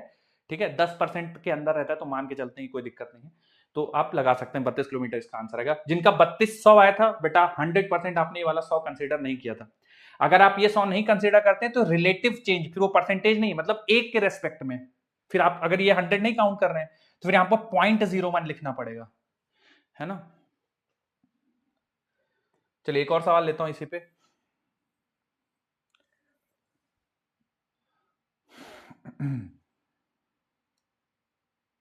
हेलो सर, हल्द्वानी पाठशाला में लाइट भाग गई सर। लाइट चली गई? हाँ, हमारे पड़ोस के भी देख नहीं रहे सर। काहे तुम पड़ोसी के चक्कर में पड़े हो भाई, और क्यों तुम्हें इतना पड़ोसियों को देखना है यार, रूममेट को देखना है, क्लास में आ रहे हो तो क्लास के पड़ोसी को नहीं छोड़ रहे हो भैया। सूरज सर टॉर्च जला के देखनी पड़ रही है। तो क्यों देखना है उसको, मुझे पहले ये बताओ, तुम कारण दो, क्यों देखना चाहते हो तुम अपने पड़ोसियों को? सर मेरा बेस्ट फ्रेंड है सर। अरे सूरज भाई ऐसे बेस्ट फ्रेंड नहीं है, कुछ और ही है। उसके साथ पार्टी में जाना है। सर 0.5%।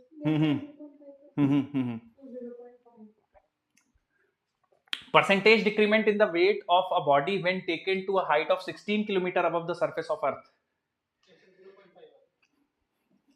भाई मुझे बहुत पता है पार्टी में जाना है। सूरज नहीं नहीं यार, एक तो तुम पहली बात तो तुम्हारी गलती है यार, देखो तुम ये सब कर रहे हो, ऊपर से कोई बेचारा तुम्हारा पक्ष ले रहा है, तुम उसको भी डांट रहे हो, गलत बात है यार। 2h/RE इंटू 100, 16 किलोमीटर है, पूछा है कितना परसेंटेज डिक्रीमेंट आएगा, तो 2 इंटू 16 डिवाइड बाई 6400 इंटू 100, तो ये कैंसिल कर दो, 0 16 4 2, 1/2% आएगा बच्चों, 0.5% में चेंज आएगा, ध्यान रखिएगा 0.5% आएगा। एक और सवाल करते हैं बच्चों इसी पे। Yes sir. Good good good. मेरा लिखा नहीं आ रहा।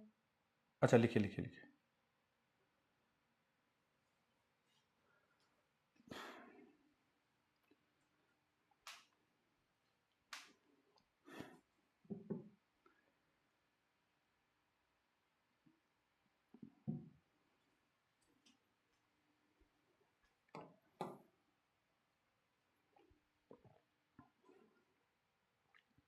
हो गया सर। चलिए बच्चों अगला सवाल लगा रहा हूँ, थोड़ा ध्यान से देखिएगा और बताइएगा कि क्या। What is the value of acceleration due to gravity at a height equal to half the radius of Earth from the surface of Earth? Take g is equal to 10 meter per second square on surface of Earth. बेटा आपको पूरा answer निकालना है। g की value on surface of अर्थ 10 दे रखा है, तो आपका आंसर न्यूमेरिकल वैल्यू में कुछ आना चाहिए, 8, 6, 7 जो भी है।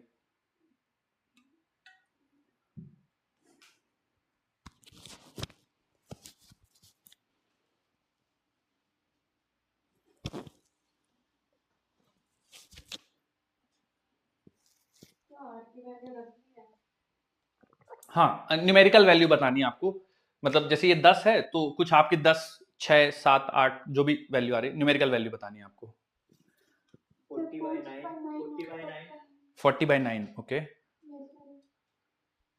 sir, 49 है।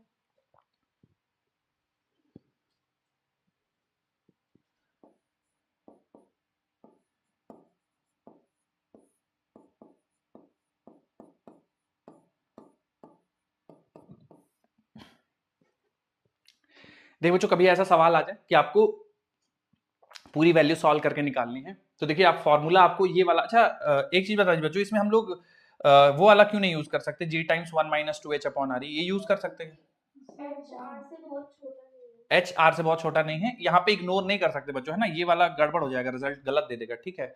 ये 500 आधी है, 3200 किलोमीटर दूर हमें निकालना है। तो देखिए यहाँ से आप क्या कर सकते हैं बच्चों, थोड़ा सा मैं एक सिंप्लीफाई करने का तरीका बता रहा हूँ। तो आप यहाँ से अगर आर ई स्क्वायर कॉमन ले लेंगे तो ब्रैकेट के अंदर बन जाएगा 1 plus H upon R E का whole square. Sir R E square common क्यों लिया है, देखिए लॉजिक उसका ये क्योंकि acceleration due to gravity on earth surface 10 दिया हुआ है, ठीक है। तो अगर ये 10 दिया हुआ है तो फायदा क्या हो जाएगा कि ये वाली चीज जो है ना, ये acceleration due to gravity on surface of earth ही लिखा हुआ है, तो डायरेक्ट आप इसको 10 लिख सकते हैं divided by 1 plus H upon R ई। तो एच की वैल्यू है आर ई बाई 2 और यहाँ पे आर ई पहले से प्रेजेंट है, इसका होल स्क्वायर। तो बच्चों यहाँ से आप कैंसिल कर लीजिए, 1 प्लस 1/2 3/2, 3/2 का स्क्वायर करेंगे तो 4 ऊपर पहुंच जाएगा, 9 नीचे रह जाएगा। 40/9 बिल्कुल सही है, जिन लोगों ने 40/9 बताया था, वेरी गुड। 40/9 मीटर पर सेकंड स्क्वायर।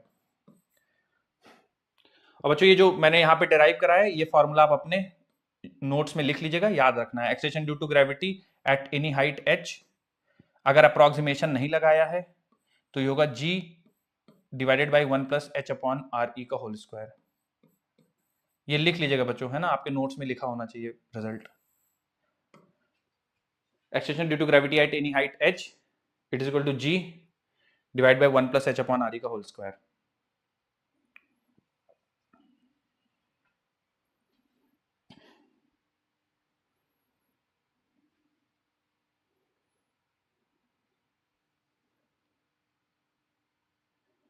अगला सवाल लगाऊं बच्चों, यस सर। नहीं सर।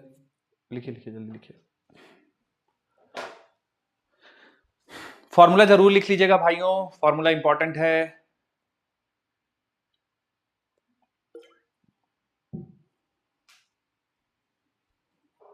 हो गया सर। अगला सवाल,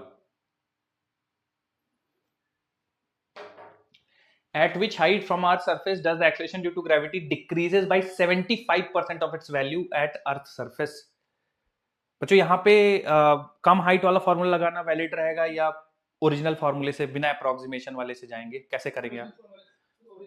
हाँ ओरिजिनल फॉर्मूले से जाइएगा, क्योंकि 75% डिक्रीमेंट बहुत ज्यादा होता है, ठीक है। 1%, 2%, 3% तो अप्रोक्सीमेशन वैलिड है, 75% बहुत ज्यादा है। आप ओरिजिनल फॉर्मूले से जाइएगा इस सवाल को करने के लिए। 75% of its value at surface of अर्थ।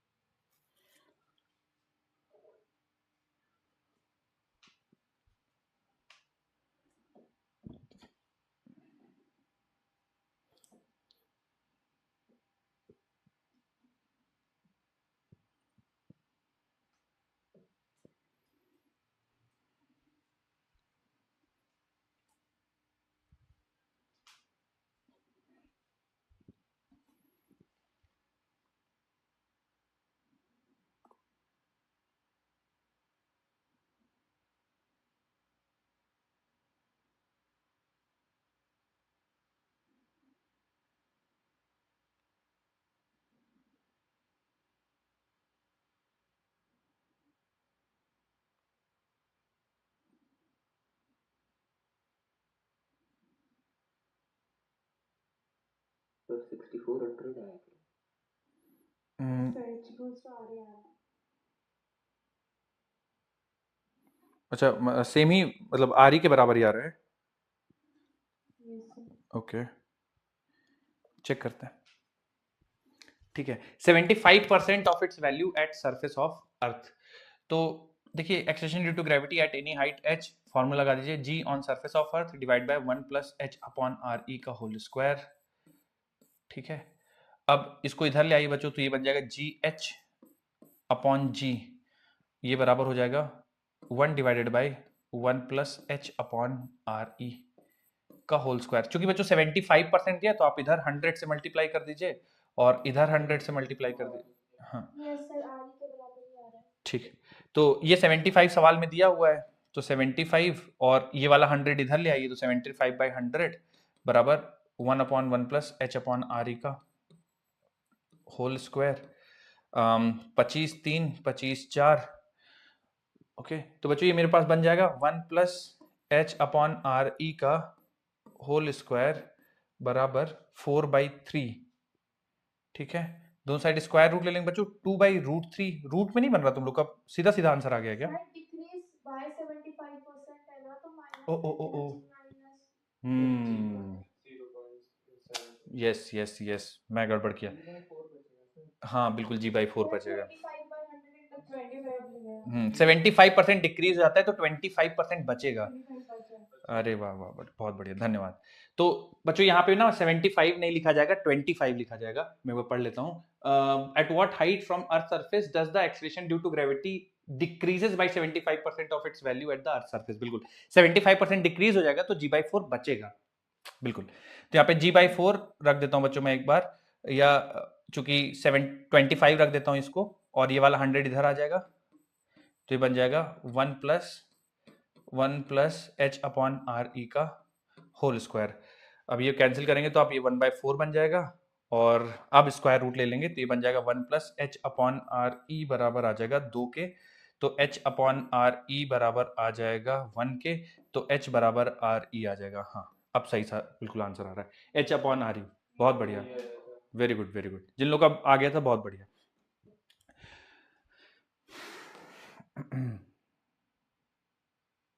बच्चों एक सवाल मैंने बताया नहीं हालांकि, लेकिन इससे मिलता जुलता डिस्कशन मैंने करवाया हुआ है आपको, तो लेते हैं। अगर आप लोग रेडी हो जाएं तो बता दीजिएगा।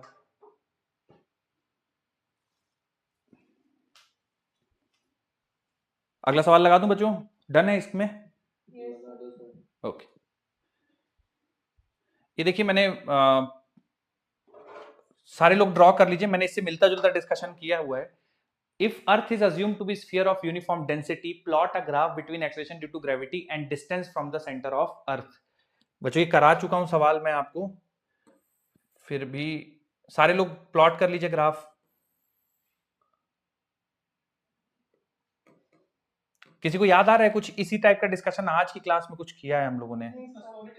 सॉलिड स्फीयर के लिए बिल्कुल जैसा सॉलिड स्फीयर के लिए ग्राफ आएगा सेम वैसा ही आएगा, आपको कुछ एक्स्ट्रा नहीं करना है, वैसा ही प्लॉट कर दीजिए इस तरह से।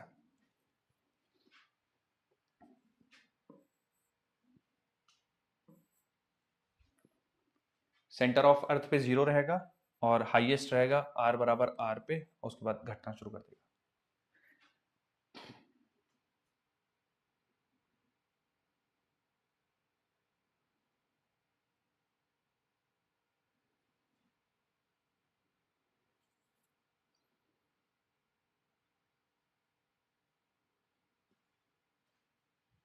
बच्चों एक बहुत आसान सा सवाल है, बताइए जल्दी से। फोर्स ऑफ ग्रेविटेशन इज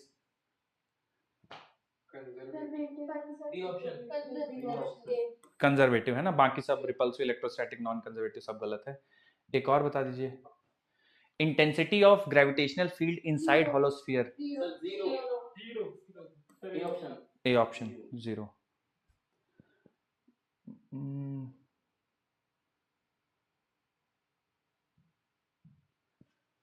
एक ये देख लीजिए,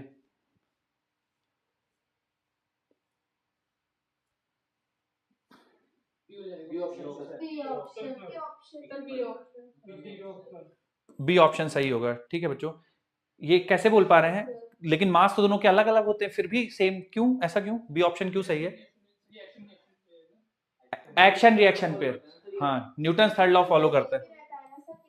हाँ, तो सेम सन और अर्थ के लिए भी कह सकते हैं, जिस फोर्स से सन अर्थ को अट्रैक्ट करता है उसी फोर्स से अर्थ जो है सन को अट्रैक्ट करेगी, एक्शन रिएक्शन। इनफैक्ट हमारे लिए भी ट्रू है, जिस फोर्स से हमें अर्थ अट्रैक्ट करती है उसी फोर्स से हम भी अर्थ को अट्रैक्ट करते हैं। एक्शन रिएक्शन पेयर है तो हमेशा वैलिड रहेगा।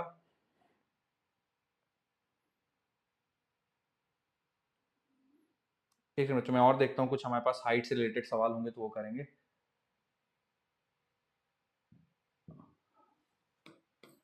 आखिरी सवाल है बच्चों हाइट का, उसके बाद डेप्थ पे चलेंगे।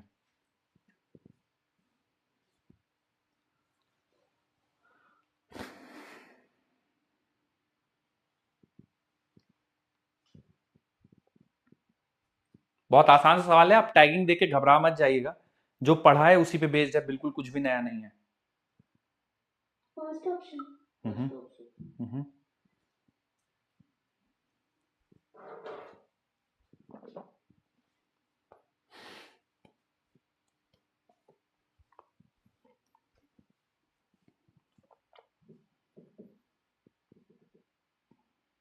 Sir A option. Body weight W is projected vertically upward from Earth's surface to reach height above the Earth's surface, which is equal to 9 times the radius of Earth.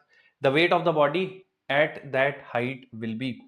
तो बच्चों acceleration due to gravity at any height h बराबर acceleration due to gravity on surface of Earth 1 plus h upon re। तो height बच्चों 9 times बोला है, तो 9 re upon re का whole square. तो acceleration due to gravity at height h g, और यहाँ पे बच्चों अगर देखा जाए तो बन जाएगा, कैंसिल हो जाएगा, तो 9 + 1 10, 10 का स्क्वायर 100। तो बच्चों चूंकि acceleration due to gravity 100 times घट जाएगी, मास में कुछ चेंज होता नहीं है, तो वेट भी जो है वो 100 टाइम्स ही बचेगा। तो जो नया वेट होगा वो ओरिजिनल वेट का 1/100 टाइम हो जाएगा। तो बिल्कुल सही बात है, पहला वाला ऑप्शन सही होगा। आया था बच्चों तुम लोग को पहला option? Yes sir, yes sir, yes sir. Very good very good. अगली हेडिंग डाल दीजिए, variation of G with depth. Variation of G with depth.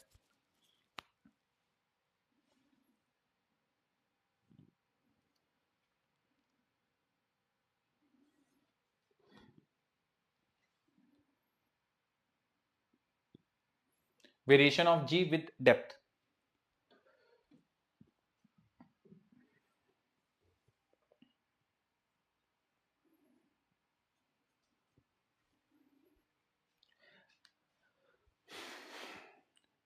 चलिए बच्चों इसके बाद से हम लोग अगली क्लास में पढ़ेंगे, इसको अभी स्टार्ट नहीं करते क्योंकि हम लोग कुछ इसमें कंप्लीट ज्यादा सिग्निफिकेंट पढ़ नहीं पाएंगे। अच्छा आप मुझे बताइए, रोटेशन की डीपीपी डिस्कशन करना चाहते हैं कि आप लोग रोटेशन वाली?